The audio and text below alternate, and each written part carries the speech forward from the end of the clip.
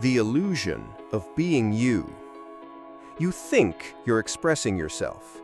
You think your clothes, your opinions, your beliefs are yours. You think that by being authentic, you're standing out. But what if I told you that every single thing you do to be seen is part of someone else's business plan?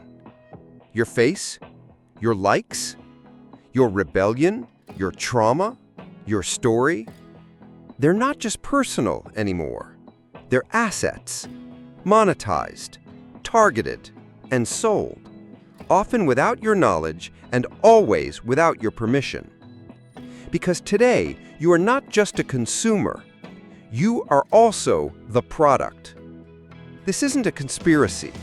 It's not even hidden. It's just so normalized that you never thought to question it. You live in a system that doesn't just want your money, it wants your identity. Because your identity is profitable.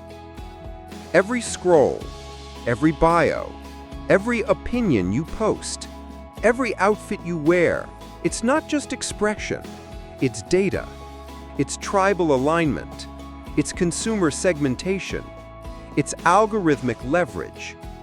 You're not being yourself anymore. You're being marketed. And the worst part? You might even feel proud of it. You might call it freedom when it's actually performance. You might call it choice when it's been engineered.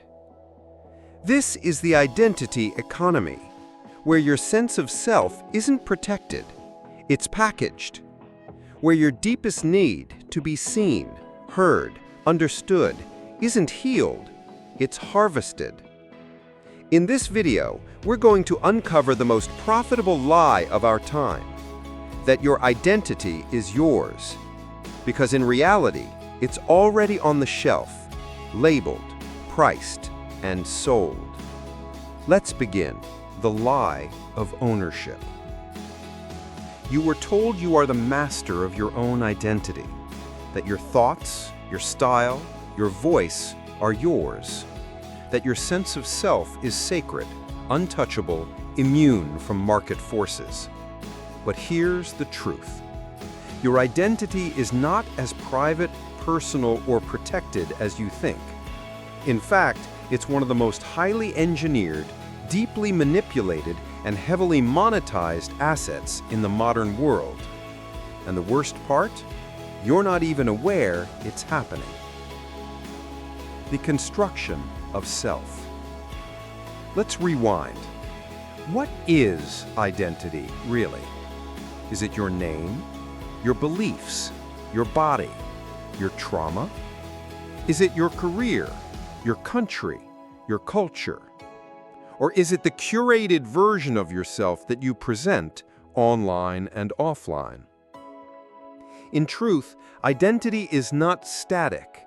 It is fluid, fragile, and formed in interaction. It is something we perform, something we adapt based on context, audience, and reward. But in today's digital world, identity is more than social. It's economic. Because the moment your sense of self enters a system of validation, likes, follows, income, relevance, it stops being yours and starts being a product. The illusion of control. You think you're in control of your self-expression, that you choose what to wear, what to believe, what to post. But every platform, every algorithm, every branding manual is built around shaping you, not serving you. They nudge, they reward, they reinforce. And over time, you don't just respond to trends, you become them. When you share something online, is it because it's meaningful to you, or because it fits the narrative you know others will reward? When you take a stance, is it your conviction or the persona you've built? Your identity is no longer discovered, it's designed, and it's designed with metrics in mind. The birth of the identity economy. There was a time when capitalism sold you things, soap, bread, cars, computers. Now it sells you. Be unique. Be you. Express yourself. Those slogans aren't about freedom. They're about sales. Because if you can be made to believe that a product is an extension of your identity, you won't just want it, you'll need it. You'll fight for it. You'll build your self-worth around it. That's not marketing. That's manipulation. And it works flawlessly. Self as brand, brand as self. Let's be honest. You are your own brand now, and every day you wake up and manage it. You adjust your language for the platform. You style your photos to fit the vibe. You time your posts for engagement. You've become the marketer of your own identity. And in the process, something tragic happens. You don't live to be, you live to be perceived. And perception is now the most expensive currency on Earth. Identity as a feedback loop. Here's the dangerous part.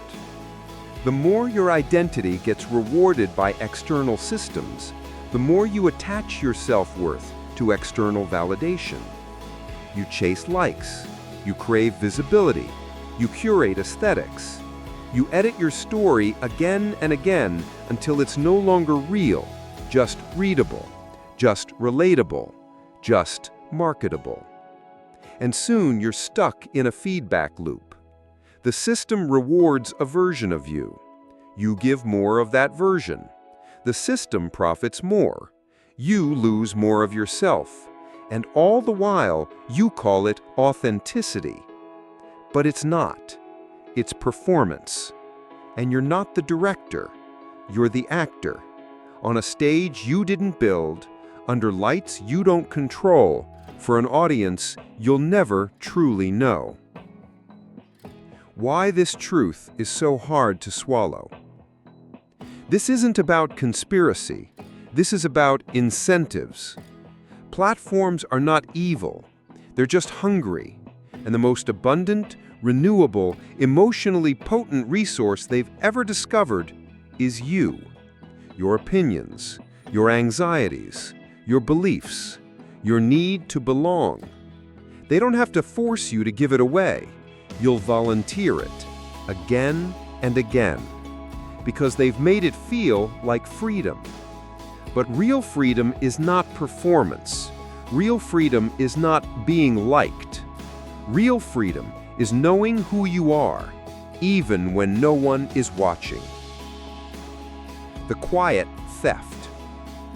The most dangerous theft is not the one that takes your money.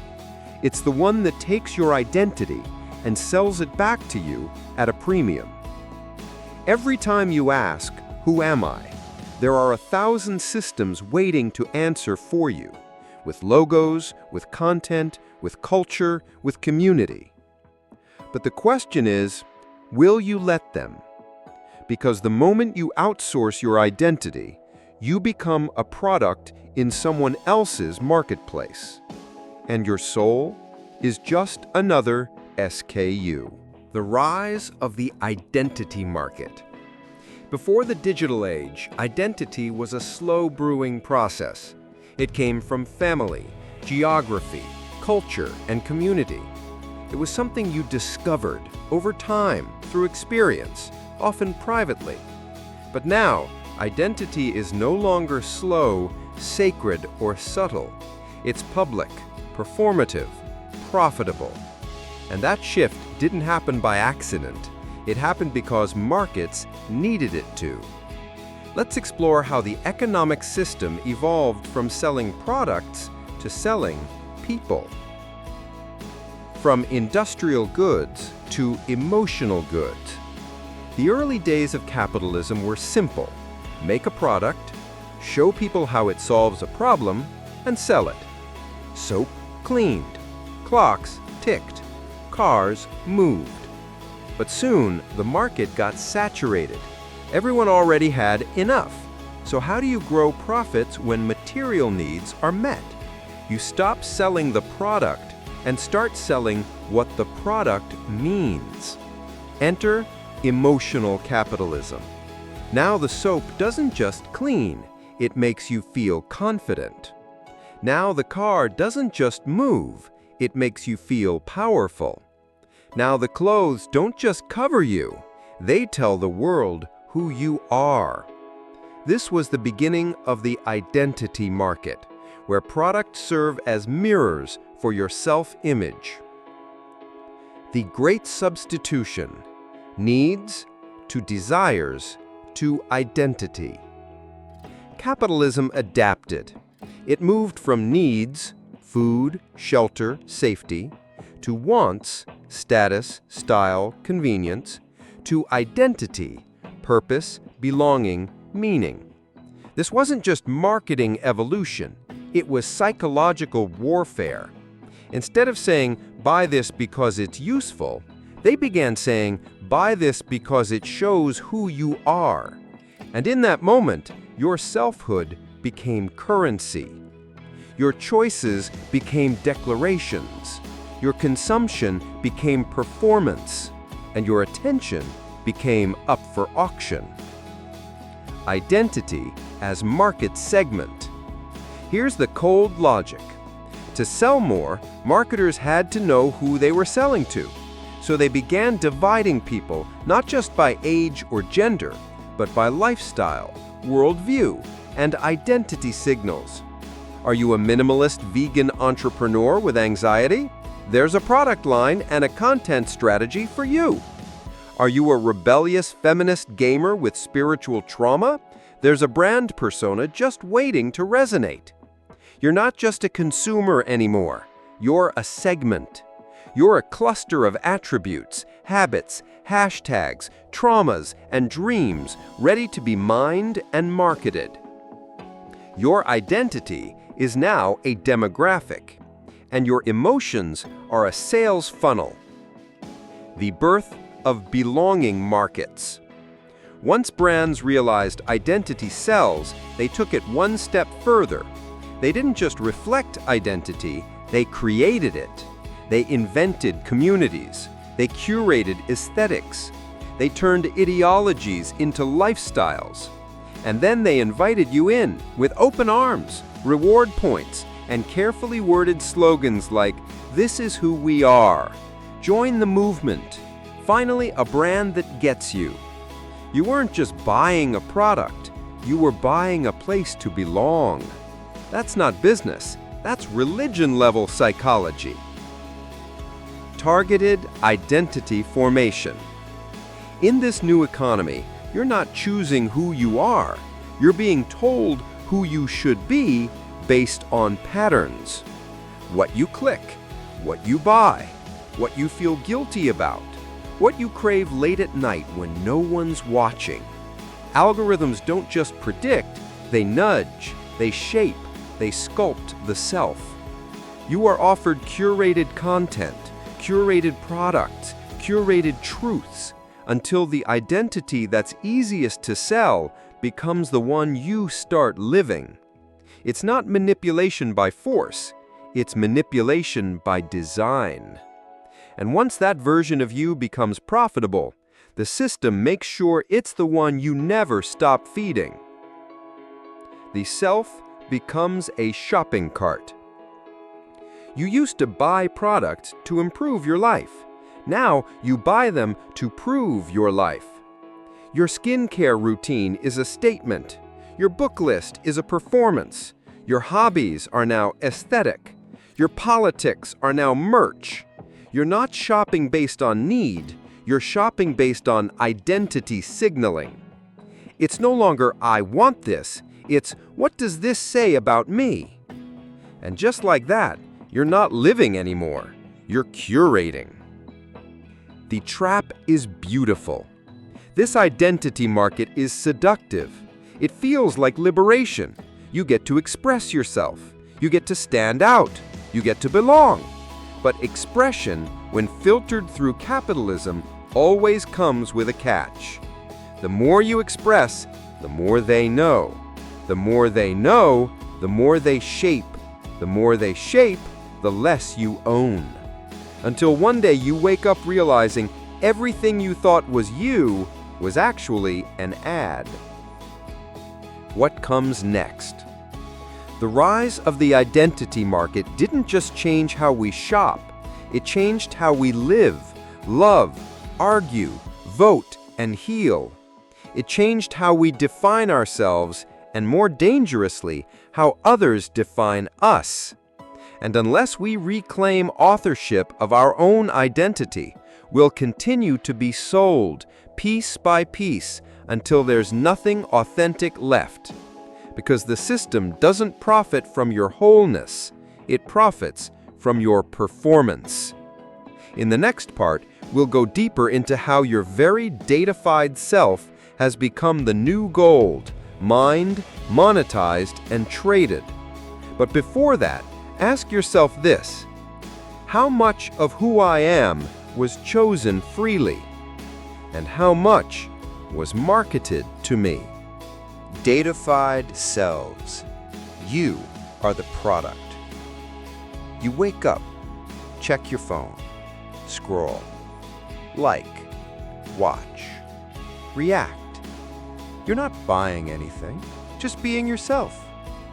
But what if I told you that every moment you just lived was more valuable than money? Not to you, but to someone watching, someone measuring, someone monetizing. Because in today's world, your identity doesn't need to be stolen. You're giving it away in pieces every day. And they're not just watching who you are, they're turning who you are into data. Your life in numbers. What you watch, what you type, what you pause on for 3 seconds, who you follow, unfollow, mute, or block, how long you linger on a breakup quote, what time of night you scroll skincare reels. It all gets stored, indexed, mapped, sold. It's not illegal. It's not even hidden. It's just wrapped in a terms of service you never read and a user experience you've grown addicted to. You thought you were expressing yourself, but the system was extracting you. And now your entire personality is a spreadsheet. Behavior becomes blueprint. Data doesn't just tell companies what you do, it tells them who you are becoming. From your clicks, they infer your fears. From your silence, they infer your shame. From your shares, they infer your tribe. From your playlists, they infer your mood. They don't ask, they just need to track. And the more you they capture, the more accurately they can design experiences, ads, content, and products that feel tailor-made. Because they are. But not for your good, for their growth. From identity to inventory. Your data isn't just sitting in a vault. It's being packaged, quantified, sold. To advertisers, to platforms, to political strategists, to insurance companies, to credit evaluators, to dating algorithms, to anyone who benefits from knowing what makes you tick. You are not a person to them. You're an inventory of behaviors, a target profile waiting to be activated. You think you're scrolling freely, but the feed was designed to keep you predictable. Predictability equals profit. And the more you show up online, the more accurately they own the version of you that buys. You're not the customer. You're the product. Here's the paradox no one tells you. If a platform is free, you're not the customer. You're the product. Your attention is sold to the highest bidder. Your desires are auctioned off. Your patterns are refined again and again until they can predict your next thought before you do. And you know what that means? It means you don't shape the system anymore. The system shapes you. the algorithmic mirror. Let's talk about what's really happening. You go online to discover, learn, connect. But the algorithm doesn't give you what's true. It gives you what's sticky. What makes you stay. What makes you feel seen so you stay longer. What triggers you so you engage more. What flatters your identity so you don't question it. It's not a mirror. It's a funhouse, and every reflection it shows you is designed to make you want more, click more, reveal more. You thought you were becoming more yourself, but you were just becoming more marketable. The identity feedback loop. Here's how it works. You post something real, it gets engagement.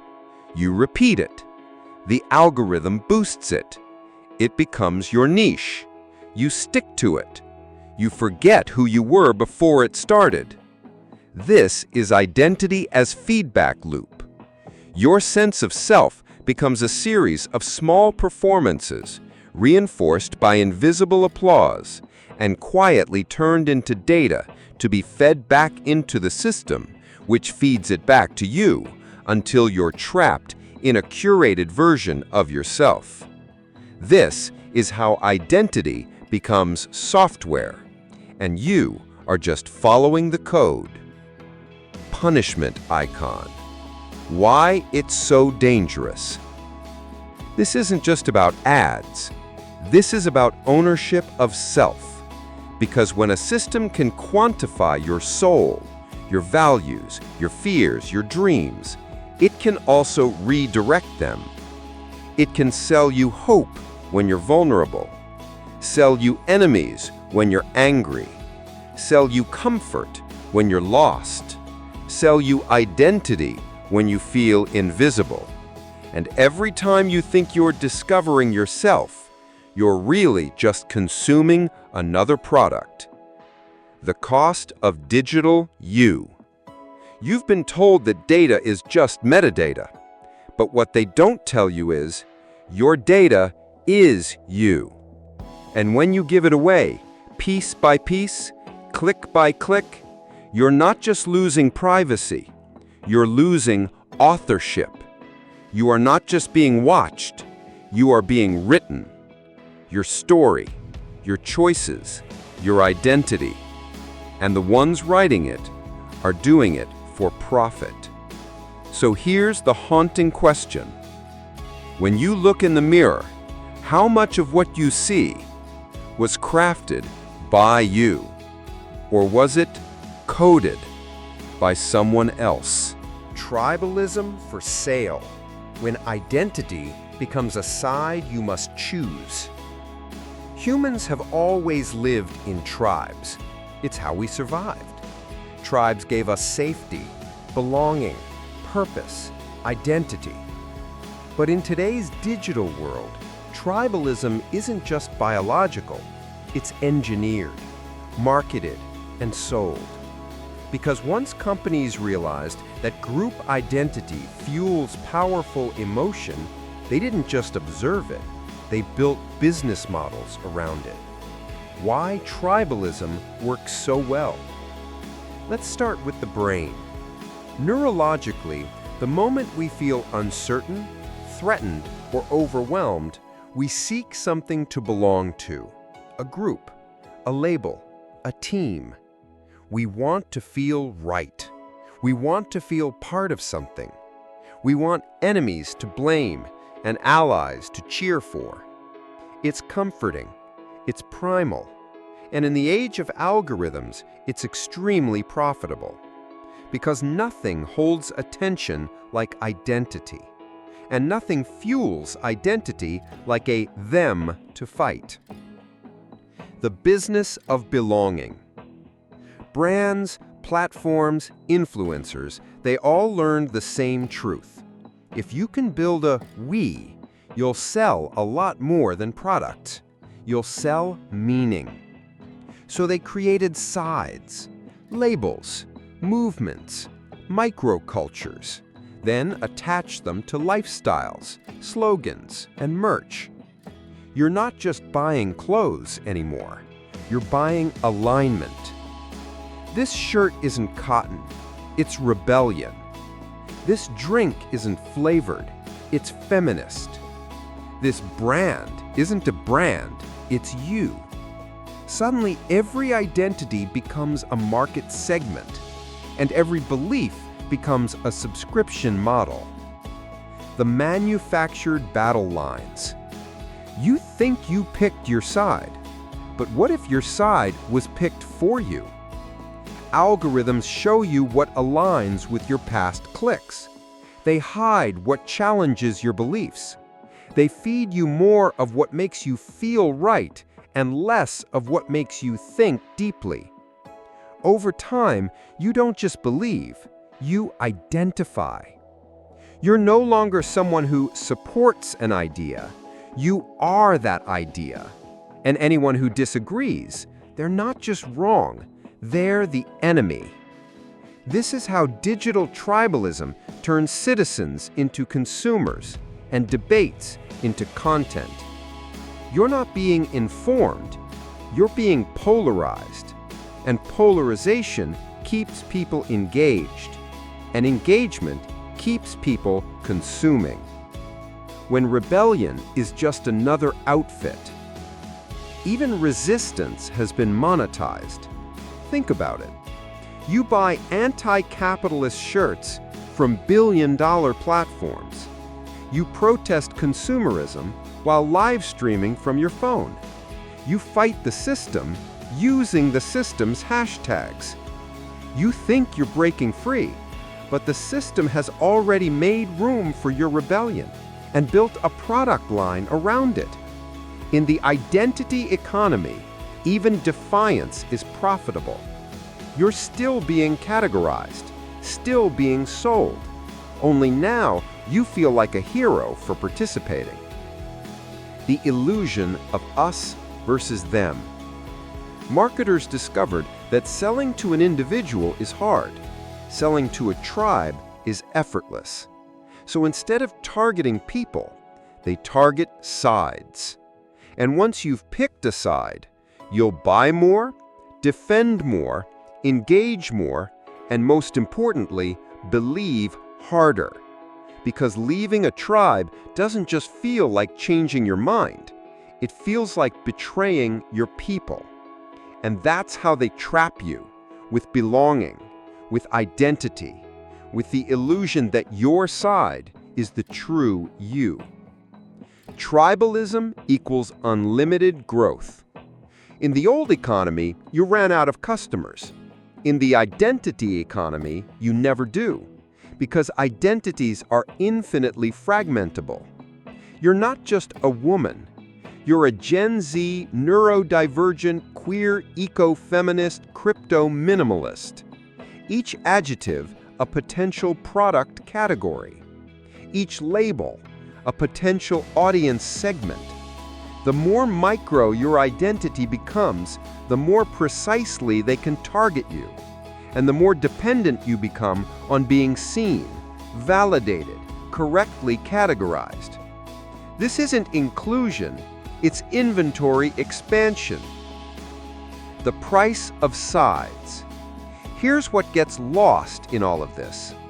Your ability to change your mind, your ability to listen to nuance, your ability to be a complex human without being pinned down to one flag, one belief, one algorithmic cage. Because once you've declared who you are, the system doesn't let you evolve. It needs you predictable, loyal, purchasing.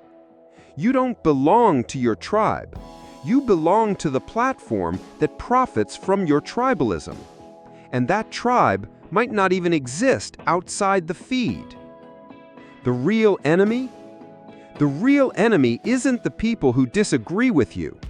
It's not them. It's not the other side. The real enemy is the system that profits when you believe there has to be sides at all. Because while you fight for your identity, while you argue and hashtag and defend and divide, they're not fighting back. They're watching, measuring, and cashing in. So next time you say, "This is who I am," ask yourself, did I choose this tribe or was I sold it? Because in the identity economy, even your belonging has a price tag. Authenticity engineered, the most marketable version of you. Just be yourself. That's what they told you. That's what every ad, every brand, every influencer preaches. Be real, be raw, be you. But what if authenticity isn't real anymore? What if your real self is just another product, shaped by algorithms, polished for performance, and sold back to you under the illusion of freedom? In the identity economy, authenticity isn't discovered, it's engineered. And the version of you that feels the most real is often the one that sells the best. What does being yourself even mean? Once upon a time, being yourself meant showing up imperfect, unfiltered, messy, evolving. But in the digital age, authenticity isn't raw, it's optimized. It's stillness with the right lighting. It's vulnerability in high resolution. It's sadness with captions, hashtags, and soft music. And slowly, being yourself no longer means being whole. It means being relatable, aesthetic, engaging, and monetizable. The performance of realness. Let's look closer. Why do people love raw content now? Why do influencers post crying selfies, share mental health struggles, and expose their flaws? Because it performs well. In an age where everyone's brand is polished, the new currency is rawness, but not real rawness, curated vulnerability. A moment carefully chosen, a flaw gently revealed, a trauma just enough to be inspiring, not too uncomfortable. And the audience rewards it. You're so brave, so authentic. Finally, someone real. But the truth is, this too has become performance. And once performance becomes profitable, it stops being freedom. The algorithmic shaping of self. Algorithms don't reward truth.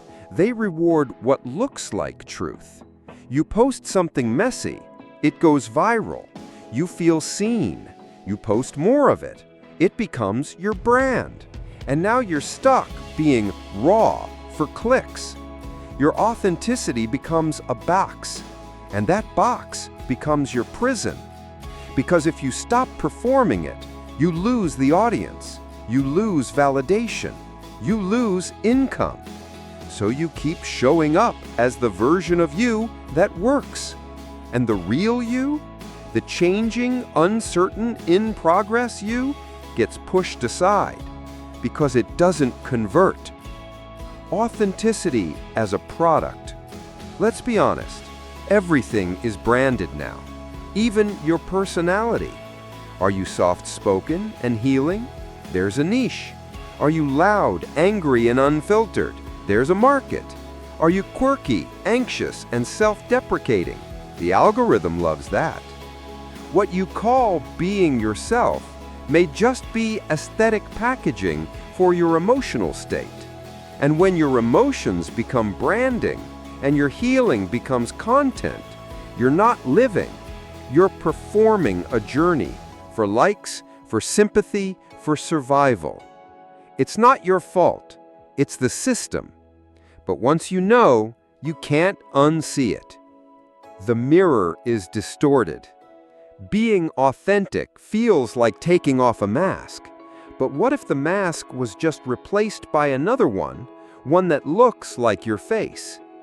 Every time you think you're being real, ask, did I share this for me or for the reaction? Would I still express this if no one saw it?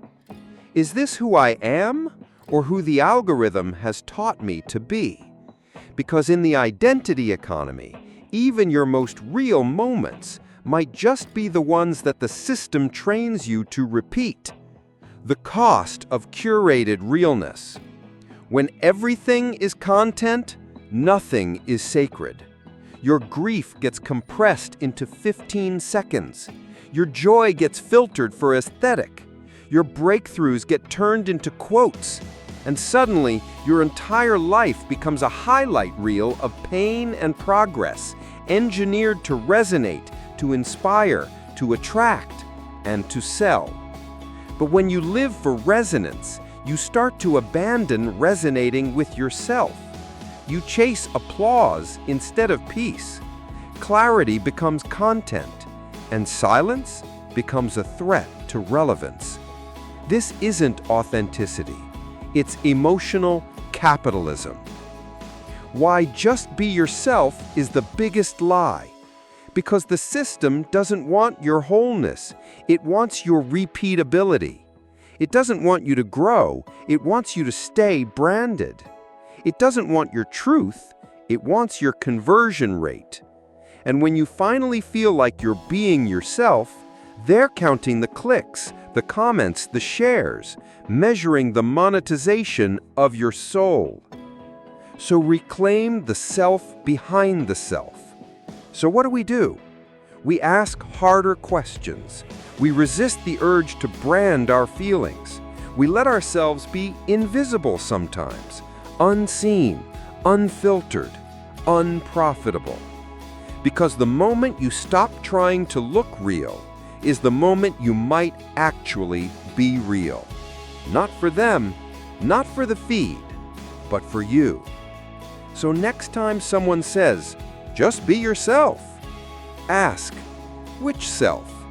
The one I feel, or the one that sells? The monetization of rebellion. Even your rage has a price tag. You think you're resisting. You think you're pushing back. You think your anger, your pain, your rebellion is yours. But in the identity economy, even your defiance has been commodified. Your protest is content. Your rage is marketable. Your voice, no matter how loud, still fits inside the system. Because the system doesn't silence rebellion anymore. It does something far more profitable. It sells it. Rebellion, the newest consumer category. In the old world, brands avoided controversy. In the new world, controversy sells. Rebellion is no longer radical. It's an aesthetic. It's a style, a sticker, a t-shirt, a lifestyle package delivered in 2 days with free shipping. You wear the message. You tweet the anger. You hashtag the movement. And without realizing it, your resistance has been packaged and added to someone else's profit margins. Fighting the system inside the system.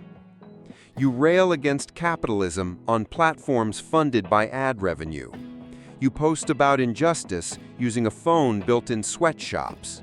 You boycott corporations while using their logos as your protest symbols. It's not hypocrisy.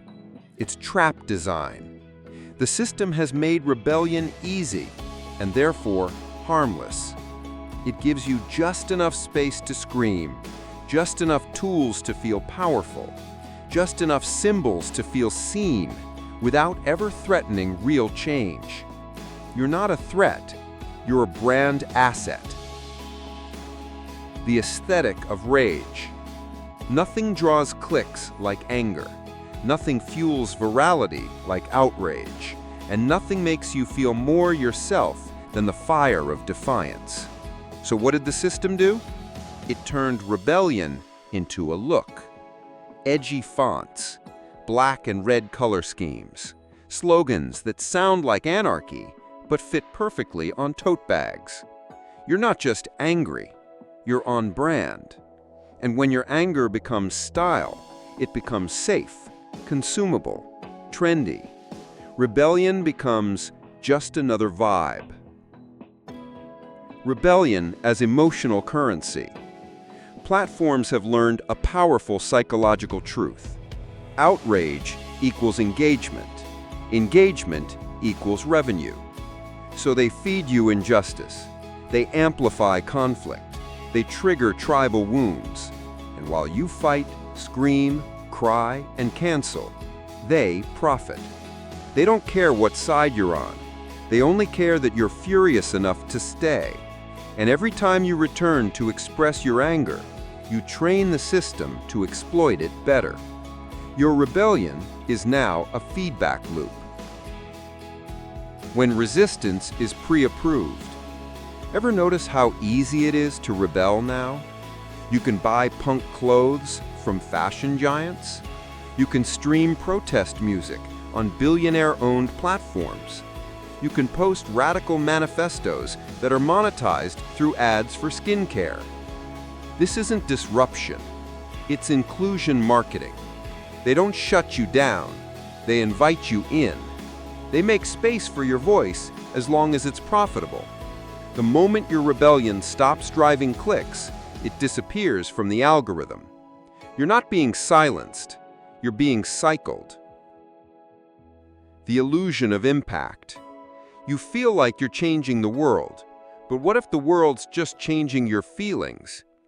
You posted about injustice. Did it help or trend? You argued with strangers. Did it unite or divide? You bought the merch. Did it free anyone or feed the brand? The system doesn't need to suppress your voice. It just needs to redirect it into commerce. Every radical thought becomes a headline. Every protest becomes a post. Every revolution becomes content. And when everything becomes content, nothing becomes real. The death of true defiance. Real rebellion doesn't trend. It terrifies. It threatens systems, not just sensibilities. But in this era, real defiance is invisible because it doesn't sell. The rebels who truly change things don't fit the mold. They don't get brand deals. They don't get algorithm boosts. They're too raw, too unpredictable, too unprofitable. So instead, you're fed rebels who look good on camera, who sound fierce but play by the rules. The system doesn't need to kill rebellion. It just needs to hire it. So who wins? You feel seen, you feel brave, you feel loud. But at the end of the day, the platform gets your time, the brand gets your loyalty, the system gets your energy, and you get validation, but not victory. Because in the identity economy, even your rage is ROI, and your revolution already scheduled between 2 ad breaks. So next time you fight back, ask, am I breaking the system or am I just fueling it? Because when rebellion becomes marketing, there's no rebellion left. The social media stage, when identity becomes performance. You don't just exist anymore, you perform. Every post, every caption, every candid moment, filtered and cropped just right. You've stepped onto a stage you didn't build, under lights you don't control, before an audience you'll never truly know. And the show? It never ends. Welcome to the social media stage, where identity isn't who you are, it's who you can perform most convincingly. You're not living, you're presenting. Think about your last post. Was it spontaneous? Or did you pause, adjust the lighting, tweak the wording, re-record the video? Did you express something or present something? On social media, there is no room for full humanity, only for highlight reels, curated pain, and bite-sized identity. You become your own PR team. You cut what's messy. You exaggerate what's admirable. You polish what's relatable. You don't just tell the world who you are. You show them what they'll reward.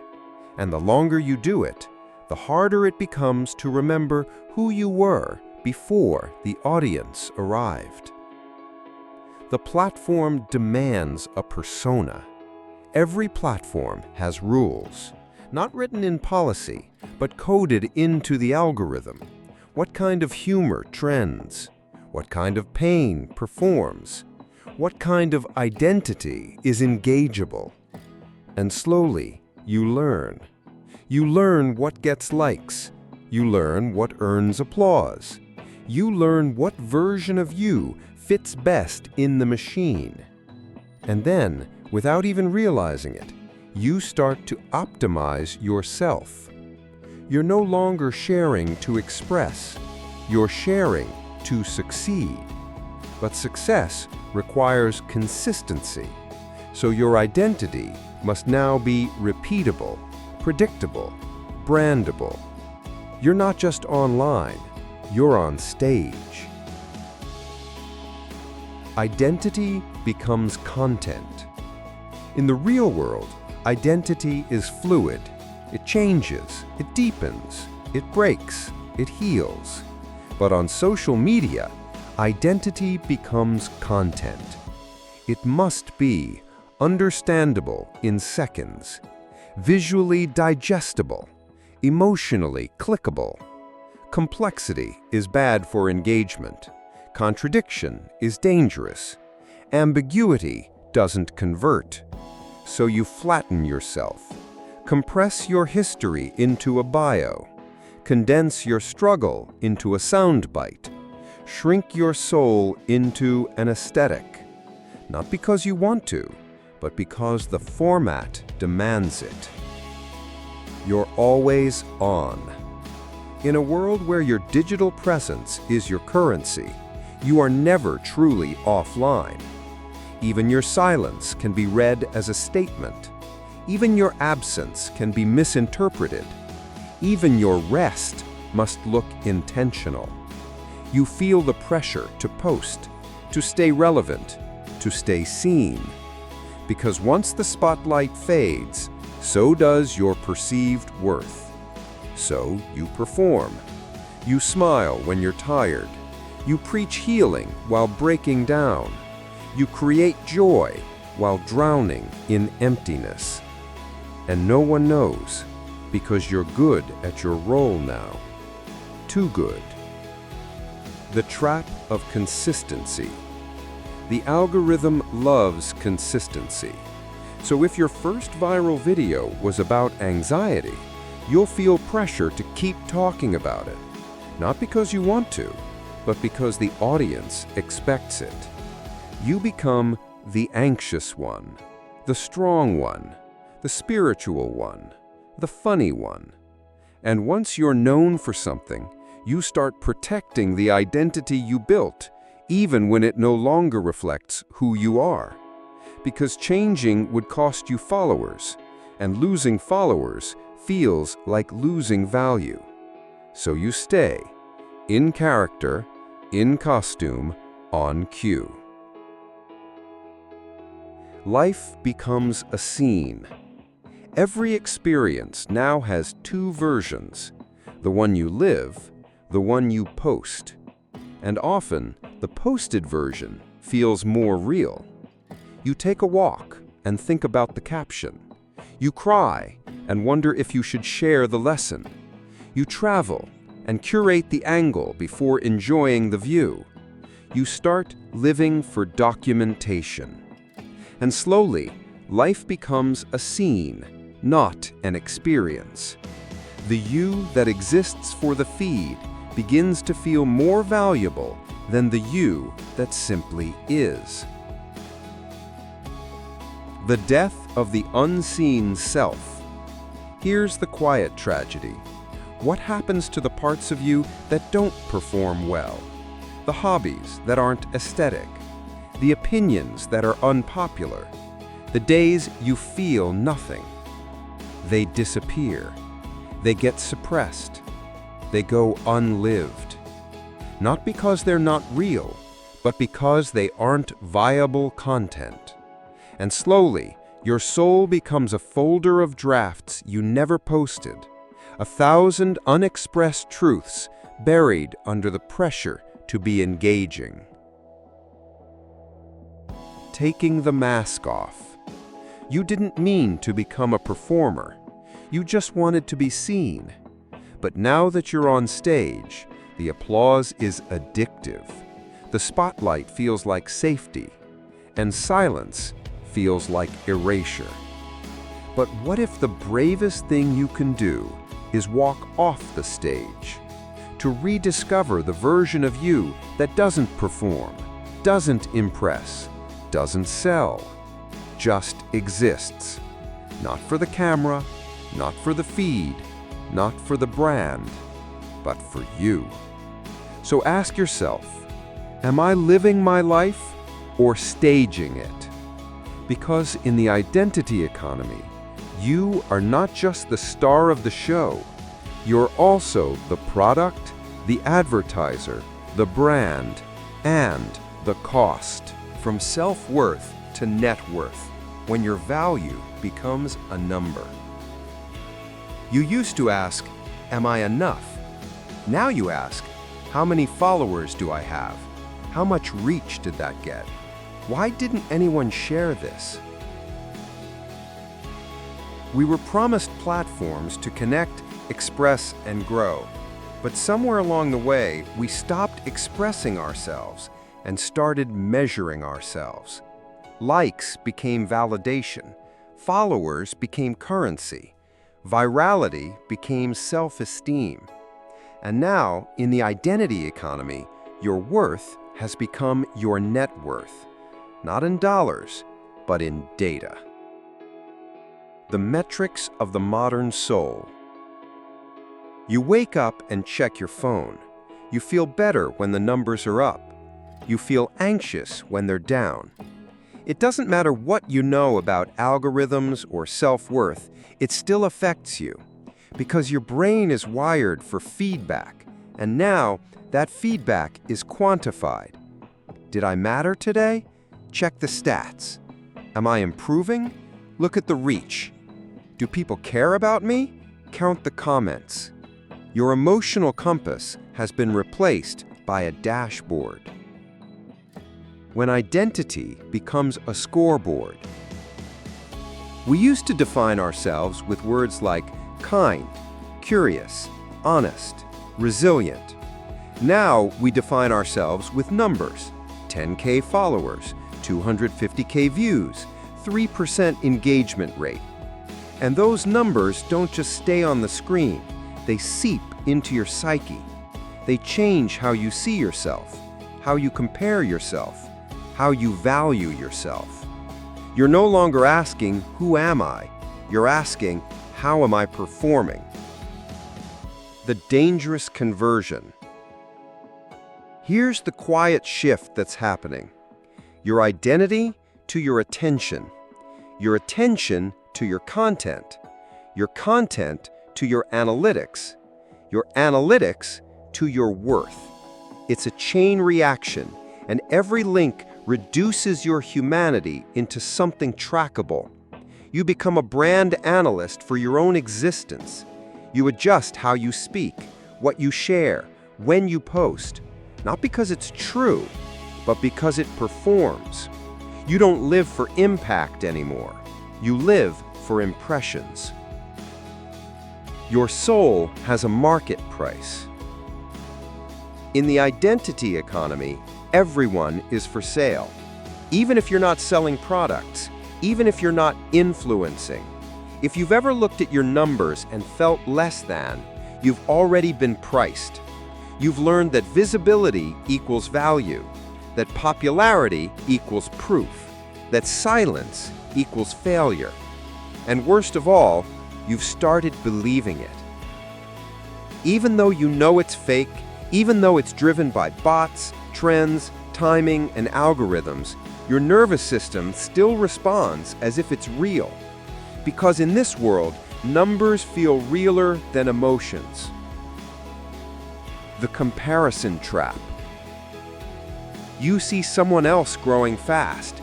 You see someone else winning. And deep down, you wonder, what's wrong with me? You start chasing their blueprint. You dilute your voice.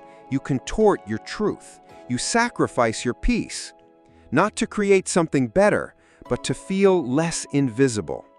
This is how self-worth becomes a rat race, and no one wins, because the goalpost always moves, the algorithm always shifts, and someone will always have more.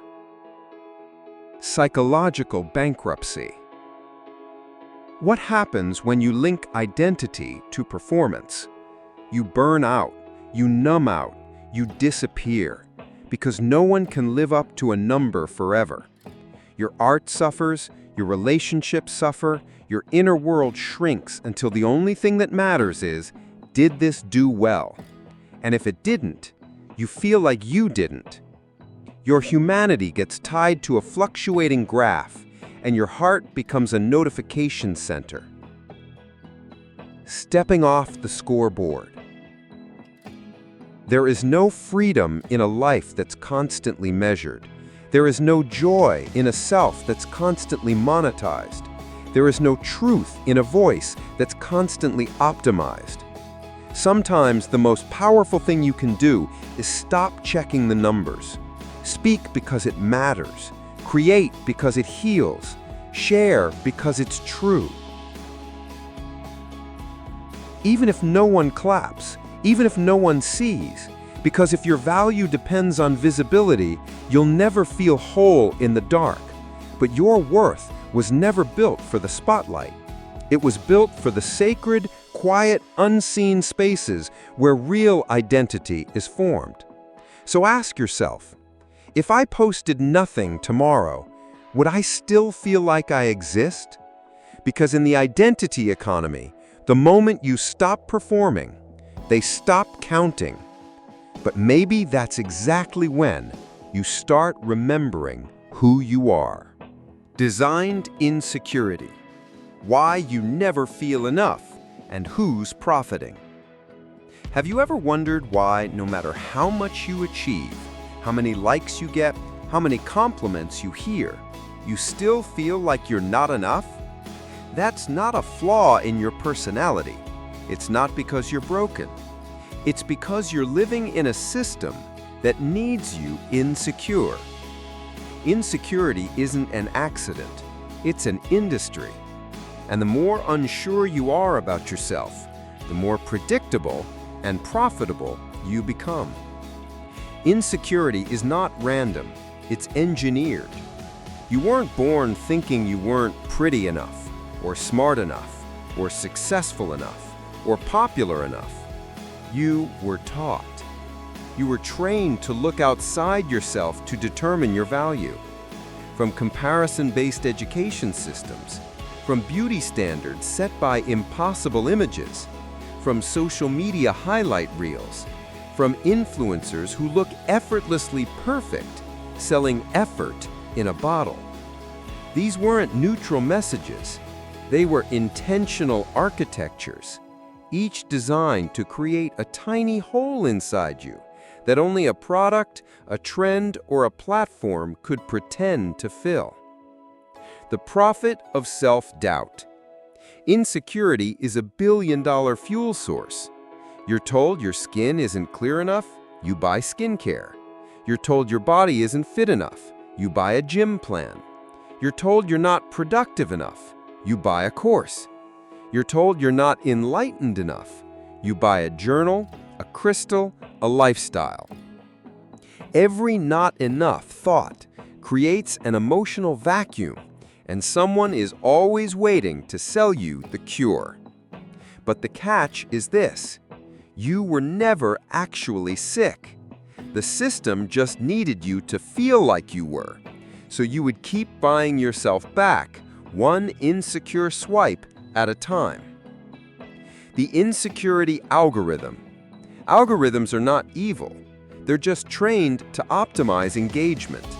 And guess what emotions keep people the most engaged?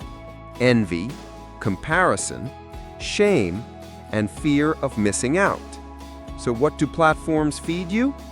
Perfect lives, perfect bodies, perfect routines, perfect beliefs delivered in 15-second bursts of superiority. And just like that, your quiet morning scroll becomes a psychological demolition. Not because you saw anything dangerous, but because you saw too many versions of better. And now your brain has one conclusion: I am behind. When identity is built on lack, you begin crafting your identity not from joy, but from deficiency. You become the girl healing from trauma, the guy trying to prove his worth, the overachiever masking her fear, the creator begging to be seen. You don't show up because you're whole. You show up because you feel unfinished. And the identity economy loves that, because unfinished people keep consuming. The sale of your self-improvement. Even self-love is monetized now. You're told to accept yourself right after buying the 30-day glow-up plan. You're told to heal right after purchasing the guided journal and $80 candle. You're told to be confident, but only if you have the right look, the right voice, the right audience.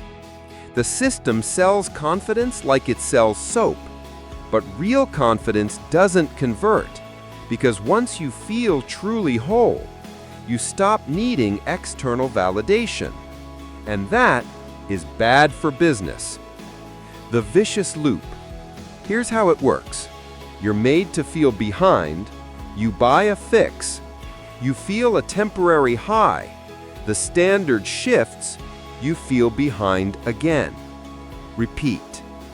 This loop isn't broken, it's perfectly functional. For them. You don't just buy things, you buy hope. And when hope is a product, discontent must be manufactured. Insecurity equals control. A secure person is dangerous. They speak without needing approval. They create without checking metrics. They rest without guilt. They resist easy labels. But a person who doubts themselves, they can be sold to, shaped, directed, controlled.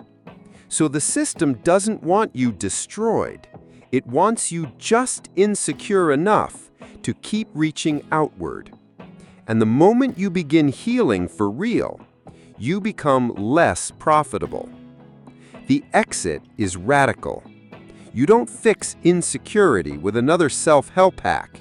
You fix it by seeing the design, by understanding that your body was never broken, your voice was never too much, your pace was never too slow, your emotions were never too inconvenient. You were just living inside a system that needs you uncertain to keep growing. But growth doesn't have to come from lack. It can come from truth. And the truth is this: you were never behind. You were never too late. You were never too little. You were never meant to be consumed. So ask yourself, who am I when no one's trying to sell me something? Because in the identity economy, your greatest rebellion is to believe, deeply, defiantly, that you are already enough. The currency of attention, the world's most valuable resource, is your focus. Forget gold, forget oil, forget real estate, crypto, or even data. The most valuable currency in the 21st century is attention. Not your money, your focus. Because where you look, what you click, what you stay with, drives the entire economy of identity. And in a world starving for meaning, your attention has become the most exploitable resource on Earth. Attention equals power. Here's a truth most people never hear. Whatever holds your attention shapes your reality. Your emotions, your beliefs, your sense of self are all formed one focused moment at a time. That's why everyone, brands, platforms, politicians, creators, is fighting for a tiny slice of your awareness. Because if they can get it, they can influence you. If they can influence you, they can direct your choices. And if they can direct your choices, they don't need to control your money. They already own your mind. The economy of distraction. Let's be clear, you are not addicted to your phone. You are addicted to being needed by the machine. That tiny red notification, a dopamine hit. That recommended for you video, a slot machine pull. That infinite scroll, a casino floor with no clocks. Your attention is being mined, packaged, and sold in real time. Every second you spend on a platform is revenue for someone else. And while you're losing minutes, they're gaining millions. Time is no longer time. We used to say, time is money. But now time isn't enough. What matters is your attention within that time. Because not all time is created equal. 1 hour reading a book is reflection. 1 hour doom scrolling is monetization. In the new economy, it's not just how long you look, it's what you look at, why you look at it, and what you'll do next because of it. And all of that, your behavior, your state, your decisions, can be predicted and shaped as long as your focus is being captured. The cycle of captivation. Here's the dangerous loop. You feel a void, boredom, anxiety, loneliness. You open a platform. It gives you a hit, something viral, exciting, triggering. You stay. You give more attention. The platform feeds you more of what works. You become predictable. The loop deepens. And now your identity is shaped not by intention, but by what held your gaze the longest. You are no longer choosing your reality. You're scrolling into it. Attention is bought and sold. Your attention is not just valuable, it's on sale every day. Brands bid for it in milliseconds. Algorithms auction it off in real time. Creators design content not for depth, but for retention rate. Even rage has a price. Even grief has a CPM. You don't need to pay for anything. You already paid with your silence, your focus, your emotional bandwidth. You're not the customer, you're the product. And attention is the receipt. What you focus on owns you. Let's make it personal. If you spend all day looking at people richer than you, you'll feel poor. If you spend all day watching people more beautiful than you, you'll feel ugly. If you spend all day consuming crisis after crisis, you'll feel hopeless, even in moments of peace. Because the mind cannot distinguish between what's repeatedly consumed and what's actually happening. You are not just what you eat. You are what you watch, what you click, what you let in. So if your attention is constantly hijacked, your identity becomes a reflection of the hijacker. Attention equals freedom. Here's the good news. If they can shape your identity by controlling your attention, then you can reclaim your identity by reclaiming your focus. Your attention is your most powerful asset, but only if it's intentional. What are you feeding your mind daily? What kind of energy are you letting in? What emotions are being normalized in your digital diet? This isn't just about screen time. It's about soul time. And right now, your soul is being leased in exchange for engagement metrics. Stop the attention revolution. You don't need to delete everything. You don't need to disappear. But you do need to wake up. Because the battle isn't over information, it's over intention. You need to start asking, why am I seeing this? Who wants me to see this? How does this affect how I see myself? Because once you realize your attention is currency, you'll stop spending it like it's free. So ask yourself, if my attention is the most valuable thing I own, then why am I giving it away so cheaply? Because in the identity economy, you don't need to be sold a product anymore. You are the product, and your attention is the transaction. Lifestyle as a brand, when living becomes a look, not a life. There was a time when life was something you lived. Now it's something you present. Your morning coffee isn't just caffeine, it's a flat lay. Your vacation isn't rest, it's content. Your outfit isn't clothing, it's your vibe. Welcome to the new age, where your lifestyle isn't a reality, it's a brand interface. Art, life, curated. You don't just live anymore, you curate.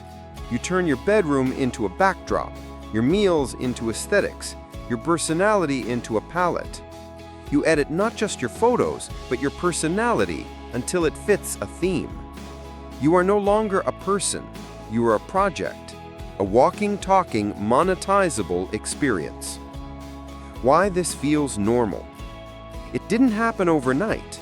You were slowly taught that how things look matters more than how they feel. If your house is cozy but not photogenic, does it count? If your relationship is healthy but not public, does it matter? If your joy is real but unshared, does it even exist? This is the sickness of lifestyle branding. Real experiences feel incomplete unless they are validated, and so you begin to live through a lens, not through your life. The aesthetic economy. There is now an economy for how your life appears. Your identity is bundled into style guides: clean girl aesthetic, dark academia, van life digital nomad, soft boy minimalist. Each one comes with a starter pack: lighting, fonts, colors, quotes, morning routines. You're not choosing how to live, you're choosing how to display your life. It's not about expression, it's about fit. You're not asking, what makes me feel alive? You're asking, what looks aligned with my persona?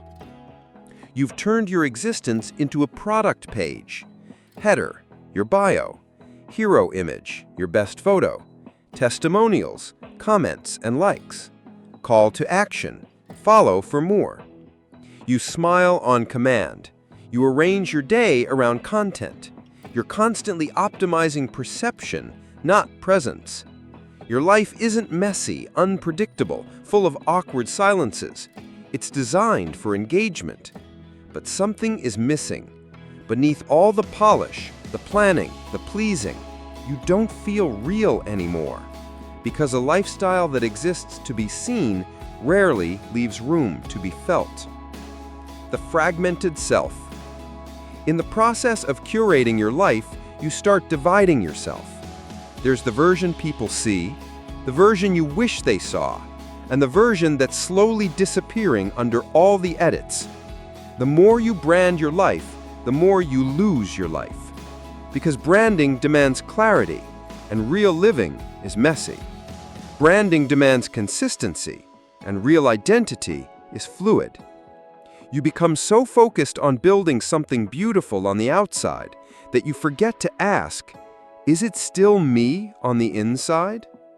Lifestyle is now a product line. The most dangerous part. Your life isn't even yours anymore. It's a package. This is my morning routine. These are my must-haves. This is how I stay grounded.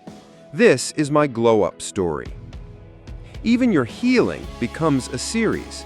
Even your self-care becomes a brand deal. And suddenly, even your peace has to be pretty. Even your growth has to be graphable. Even your authenticity has to be optimized. And the deeper you go, the less you know where the real you ends and the lifestyle version begins. the quiet collapse. You look like you're thriving. People comment, goals. You gain followers. But inside, you're exhausted. You don't feel present. You're constantly thinking about content.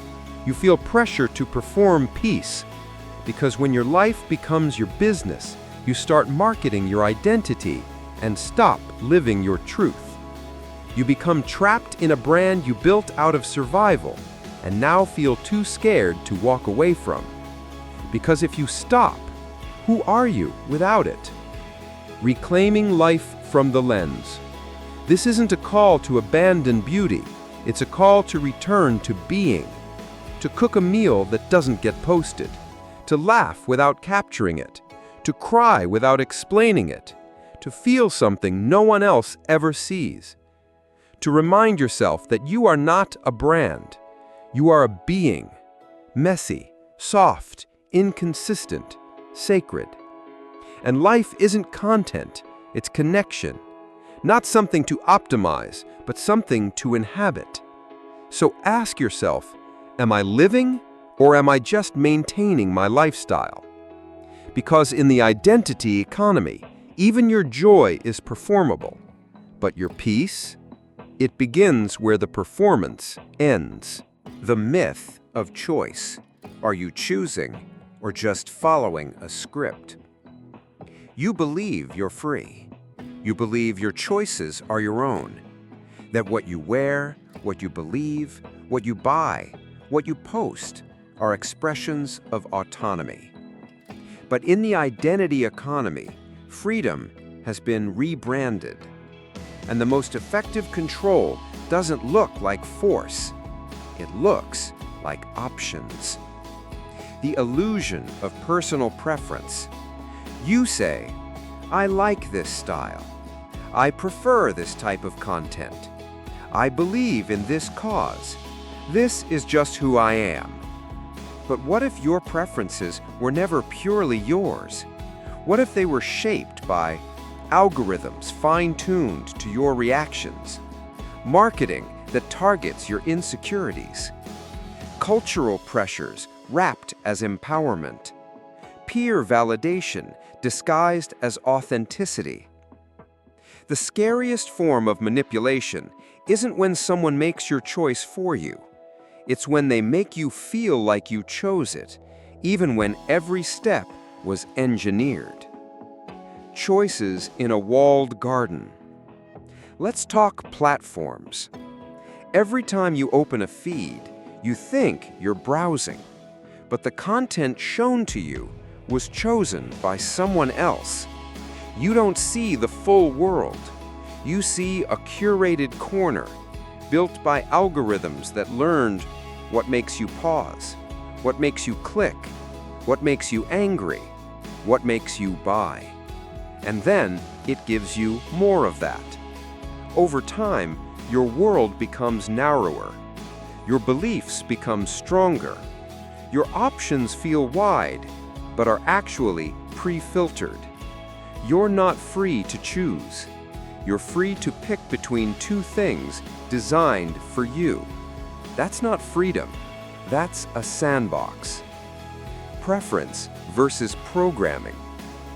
You love the sound of your taste, your vibe, your brand, your aesthetic.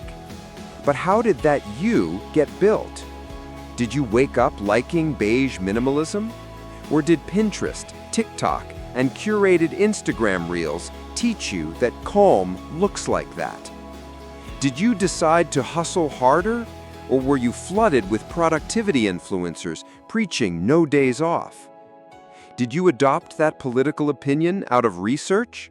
Or did your entire digital environment push you toward a tribe? You were never given truth. You were given trends and told to call them identity. The algorithm reinforces the self. Every time you click something, you teach the system, this is me. But it doesn't stop there. It starts feeding you more and more and more until you change to match the data. You begin to think, this is my personality. This is my community. This is my truth. But maybe it's not your truth. Maybe it's your pattern, amplified and monetized. You think you're growing, but you're just becoming more predictable. The freedom that feels like addiction. You feel in control because you can pick your outfit, pick your content, pick your identity. But you're not really choosing.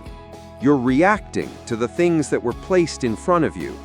You didn't arrive at them by chance. You were guided there, subtly, repeatedly, invisibly. And the moment you believe your choices are neutral, the system no longer needs to convince you. You become your own enforcer, your own brand manager, your own manipulator, with zero awareness. Choice without awareness is compliance. True freedom begins where consciousness begins. But the system doesn't want you aware. It wants you distracted, overstimulated, full of opinions, but empty of introspection. Because a distracted mind is easier to program, and a programmed identity will always feel like it's choosing, even when it's just consuming. They don't need to remove your freedom. They just need to redefine it, reclaiming true choice. So how do you know if you're actually choosing? Ask deeper questions. Where did this desire come from? Who benefits from this version of me? Would I still choose this if no one else was watching? Did I explore alternatives or just follow the trend? Because freedom isn't about having more options. It's about knowing who you are without being sold anything first. It's not in the scroll. It's in the silence between scrolls. That's where real thought begins. That's where real choice is made. And that's where your identity becomes yours. So ask yourself, am I really choosing, or am I just obeying on a prettier leash? Because in the identity economy, nothing is more profitable than a person who believes they're free while doing exactly what they're told. Reclaiming the self, finding who you are beneath who you've been told to be. You've worn so many masks, you forgot what your real face looks like. You've said, "This is me," so many times online, you stopped asking whether you still believe it offline. But here's the truth. Beneath all the branding, beneath the roles, beneath the performance, you're still in there. And now it's time to come home. This is not a fight to find something new. It's a journey to remember what was always yours. Step 1. Pause the performance. Stop. Stop posting for a moment. Stop curating. Stop optimizing. Stop performing. Let the applause go silent. Let the algorithm forget you. Let the audience scroll past. And in that stillness, ask the question you've avoided for too long. Who am I when I'm not trying to be anyone? The first step to reclaiming yourself is stepping off the stage. Not because you're done, but because you finally want to be real. Step 2. Sit with the silence. It's going to feel uncomfortable. You might feel lost, invisible, irrelevant. That's normal, because silence is where the noise of the world stops echoing and the whisper of your soul starts to speak. Give yourself permission to feel awkward, quiet, undefined, unclear. You've been broadcasting so long, you forgot how to just be. In this silence, you're not failing, you're healing. Step 3. Return to what makes you feel alive. Forget what looks good. Forget what performs well. Forget what aligns with your brand. Ask instead, what do I do when no one is watching? What kind of moments make me forget the time? What do I love that I've hidden because it's not marketable? Read a book that doesn't trend. Take a walk with no camera. Paint something no one will see. Write something you'll never post. These moments won't grow your following, but they'll grow yourself. And that's the growth that matters. Step 4. Break the mold you built. You spent years building a persona. Now you're brave enough to outgrow it. Say things that don't fit your niche. Express parts of you that contradict your usual tone. Let people be confused. Let the numbers drop. You are not here to stay consistent with a curated version of yourself. You are here to be human. And humans change. They evolve. They contradict. They transform. So give yourself permission to be messy, uncertain, unfinished. That's not failure. That's freedom. Step 5. Build an identity from the inside out. The world taught you to start with a label, then build a lifestyle to match. But the real self isn't built that way. You don't start with an image. You start with intimacy, with your own inner world. Ask yourself, what do I believe in even when no one agrees? What do I long for that doesn't need to be explained? What kind of peace am I chasing, and why? Build your life not for views, but for meaning. Not for validation, but for alignment. This isn't about escaping society. It's about no longer letting it define you. And the resistance you'll face. Make no mistake, this path is hard. You'll feel the pull to go back. You'll hear the whisper, but what if no one sees me? What if I become invisible? What if I'm not relevant anymore? And to that, you must say, let me be invisible to them, if it means I become visible to myself. True identity doesn't demand applause. It demands honesty. And you're finally ready for that. So ask yourself now, am I ready to stop selling myself and start knowing myself? Because in the identity economy, there's one thing that can't be packaged, sold, or manipulated. A soul that has returned to itself. The cost of being seen, what your visibility is really costing you. We all want to be seen, to be known, to be understood, to matter. It's one of the most human desires, and also the most exploited. Because in the identity economy, your need to be seen is no longer sacred. It's leveraged, monetized, extracted. And what was once a quiet longing of the soul has become a noisy business. The system's most profitable emotion. They don't make money from your happiness. They don't make money from your wholeness. They make money from your hunger to be recognized. Every selfie, every opinion, every performance of strength, pain, beauty, or rebellion, all of it is a bid for visibility. And every time you raise your hand and say, "See me," the system whispers back, "We do. Now sell us your soul." When being seen becomes survival. For some, being visible isn't about ego, it's about survival. The artist who creates so they won't be forgotten.